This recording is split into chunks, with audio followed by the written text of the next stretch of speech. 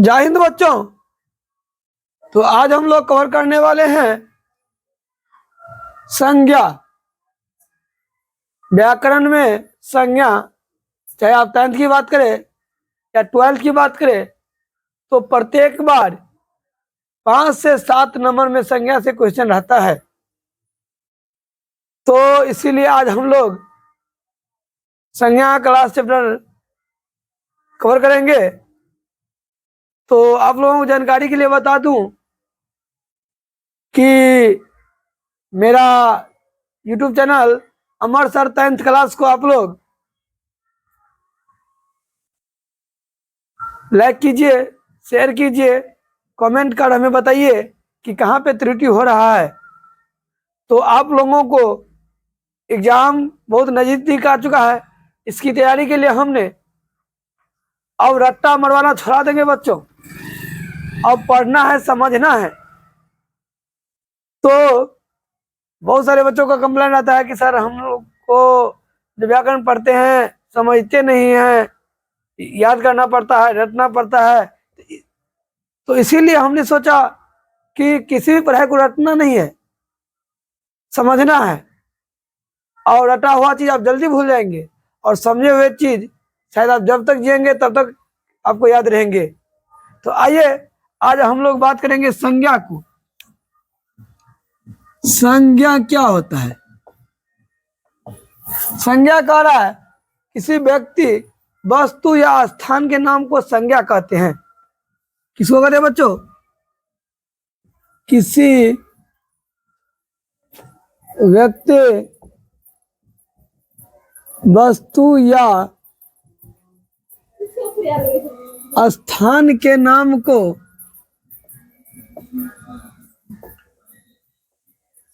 संज्ञा कहते हैं।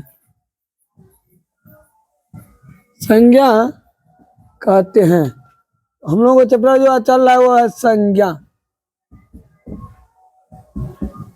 ठीक है बच्चों, किसी व्यक्ति, वस्तु या स्थान के नाम को क्या कहते हैं? संज्ञा। संज्ञा 5 प्रकार का होता है। आइए हम बात करें। संज्ञा 5 प्रकार के होते हैं।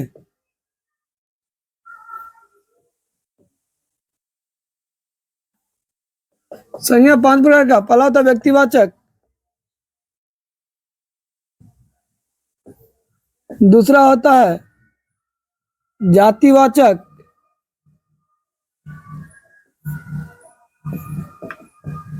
तीसरा होता है दरुवाचक,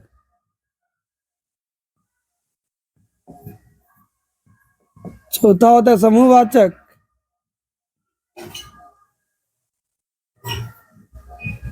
पांचवा होता है आपका भाववाचक। पांचवा आपका होता है भाववाचक।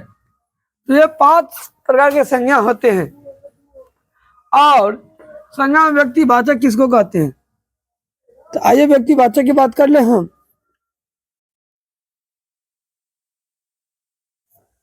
व्यक्तिवाचक संज्ञा, तो जिस संज्ञा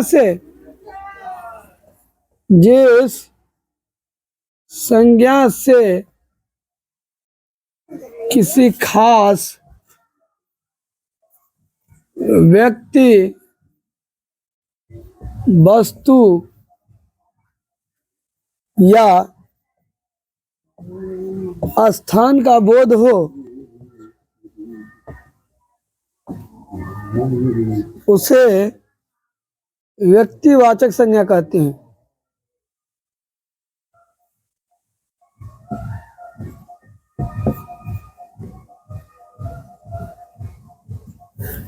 जिस संज्ञा से किसी खास व्यक्ति, वस्तु, स्थान का बोध हो। खासम खास, खास का अर्थ बच्चों खासम खास। जैसे हम कह ले राम, श्याम, गीता, सीता, कोलकाता, मुंबई इत्यादि।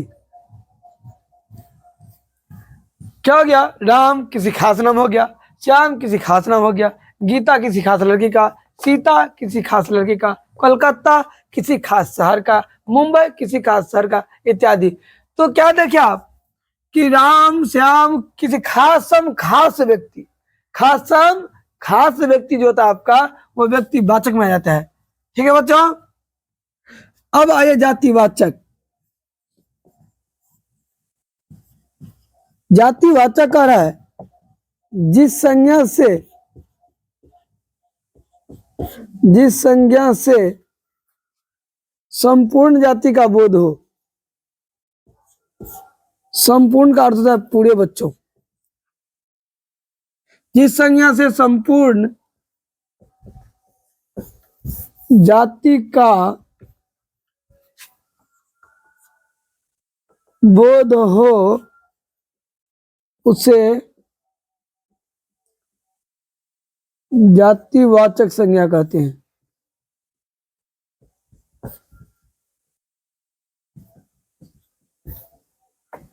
जैसे लड़का। अब कहोगे सर अब तो बोले थे राम व्यक्तिवाचक है और लड़का जातिवाचक, ये कैसे? तो लड़का मतलब बहुत ही सारा लड़का, और लड़का में राम क्या हो गया, व्यक्तिवाचक। श्याम क्या हो गया, व्यक्तिवाचक। मोहन क्या हो गया, व्यक्तिवाचक। नीरज क्या हो गया, व्यक्तिवाचक। राजू क्या हो गया, व्यक्तिवाचक। राहुल क्या हो गया, व्यक्तिवाचक। जो खास नाम को क्या कहा जाता है, व्यक्तिवाचक संज्ञा। जैसे लड़की में पहले बात कर ले, लड़की तो आपका जातिवाचक है बच्चों, लेकिन जातिवाचक का व्यक्तिवाचक क्या होगा लड़की में, गीता, सीता, श्यामा, मीनू, सीनू, गीतू, जीतू, जितना भी लड़की का कोई नाम खास नाम आपका हो जाएगा व्यक्तिवाचक, लड़की क्या हो जाएगा, जातिवाचक। समझ गए बच्चों? लड़की कहने से एगो दूगो लड़की नहीं, पूरा संपूर्ण की लड़की, संपूर्ण विश्व का लड़की या पूरे देश की लड़की। समझ गए बात को? तो लड़का का व्यक्तिवाचक क्या हो जाएगा, राम श्याम। लड़की का यदि व्यक्तिवाचक आपको कह दे तो गीता, सीता, श्यामा, नीतू, जीतू, सीतू। लड़की का कोई एक नाम आपका व्यक्तिवाचक हो जाएगा। जैसे शहर में तो बहुत ही सारा शहर है, कलकत्ता है, दिल्ली है, मुंबई है, पटना है। जी हाँ बच्चों, तो शहर आपको जातिवाचक हो जाएगा। उसमें कह दे कलकत्ता, कर्नाटक, बेंगलुरु, छत्तीसगढ़, जहां भी कोई शहर का नाम क्या हो जाएगा आपका, जातिवाचक। ठीक है बच्चों, इत्यादि। लड़का, लड़की, शहर इत्यादि। लड़का का व्यक्तिवाचक हो जाएगा कोई नाम लड़का का, लड़की का व्यक्तिवाचक लड़की का कोई नाम, शहर कोई शहर खास जैसे दिल्ली, कलकत्ता, मुंबई, पटना, कोई भी आप बात कर ले क्या हो जाएंगे, जातिवाचक। तो जातिवाचक से व्यक्तिवाचक निकाल सकते हैं। कोई दिक्कत बच्चों? कोई दिक्कत। अब हम बात करेंगे, तीसरा था आपका द्रव्यवाचक संज्ञा। द्रव्यवाचक संज्ञा। अब ये द्रव्यवाचक संज्ञा क्या होता है, तो जिस संज्ञा को हम नाप सके, तौल सके, परंतु गिन नहीं सकते हैं। क्या बच्चों? जिस संज्ञा को नापा जाए,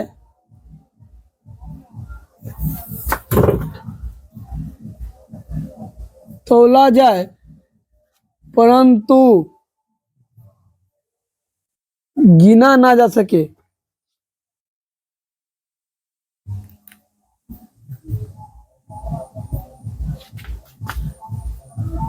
उसे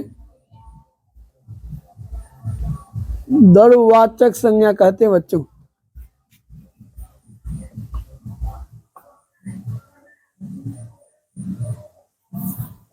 द्रव्यवाचक संज्ञा कह रहा है जिस संज्ञा को नापा जाए, तौला जाए, परंतु गिना ना जा सके।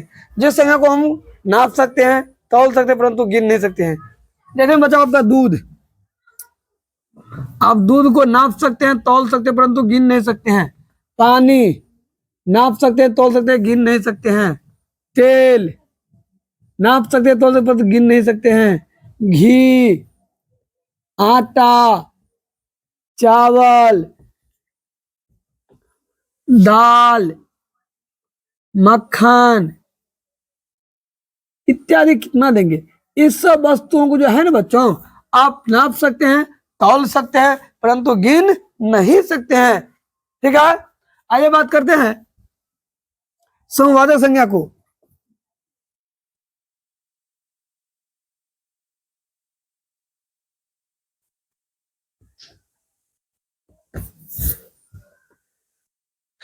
जिस संज्ञा से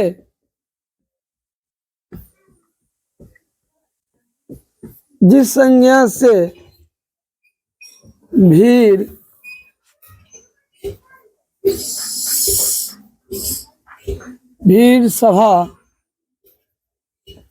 आदि का बोध हो,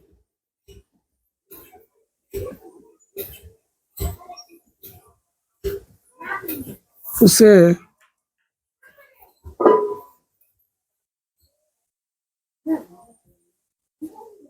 समूहवाचक संज्ञा कहते हैं।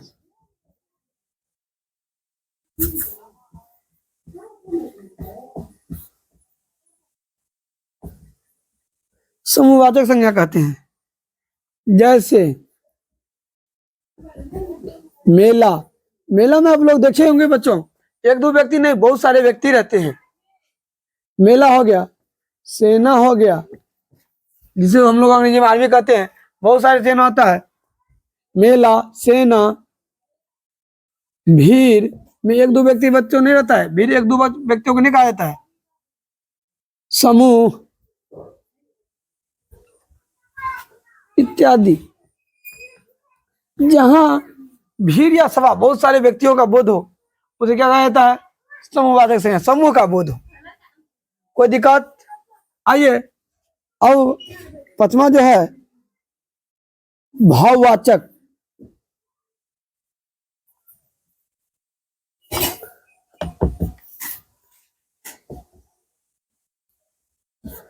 जिस संज्ञा से शोक, घृणा,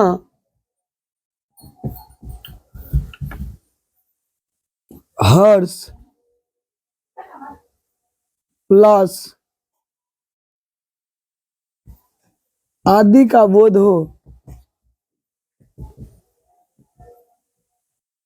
उसे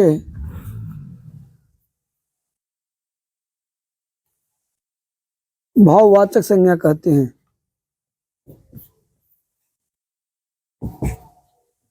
जिस संज्ञा से शोक, घृणा, हर्ष, हर्ष मतलब होता है खुशी बच्चों, उल्लास आदि का बोध हो, उसे भाववाचक संज्ञा कहते हैं। और मेरा जो परिभाषा है, जिस संज्ञा को हम देख नहीं सकते हैं, छू नहीं सकते हैं, सिर्फ अनुभव कर सकते हैं। जैसे खुशी कोई देखता नहीं है बच्चों, सिर्फ अनुभव करता है, कि ज्यादा देखता है कि हंस रहा है, गा रहा है तो बस खुशी में है। तो ये लोग क्या करते हैं? अनुभव करते हैं। कोई रो रहा है तो अनुभव करता है कि ये दुखी है, तो ये अनुभव है, फीलिंग वाली बात है। लोग उसे देखता नहीं। जैसे आप हवा को देख नहीं सकते हैं, हवा क्या आपका भाववाचक संज्ञा है। बचपन क्या आपका भाववाचक है।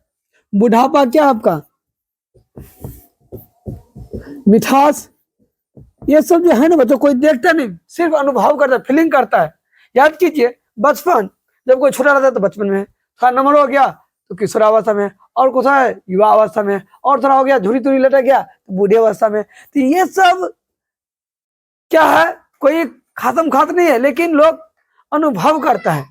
तो अनुभव जिस चीज में होता है वो कहता है भाववाचक, माने भाव का, भाव से। जैसे हवा को आप देख नहीं सकते, सिर्फ महसूस करते हैं, फीलिंग करते हैं। वैसे बचपन कोई देखता नहीं, मिठास खाएंगे तभी पता चलेगा कि मीठा है या खट्टा है। ठीक है बच्चों, मिठास, कड़वाहट इत्यादि कर सकते हैं। ये सब क्या है? भाववाचक है। ठीक है बच्चों, तो आई होप कि आप लोग समझ रहे होंगे। तो मेरे YouTube चैनल अमर सर 10th क्लास को आप लोग पढ़ ही रहे हैं, तो कम से कम 5 लोगों को शेयर कीजिए, जो ताकि आपकी वजह से दूसरे बच्चे भी पढ़ सके। समझ गए? ये फ्री क्लास है, इसके लिए कोई पे नहीं है, तो आप लोग जितना हो सके आप पढ़ सकते हैं। और मेरे क्लास अमर सर 10th क्लास को लाइक कीजिए, शेयर कीजिए, कमेंट कीजिए। Thanks for watching.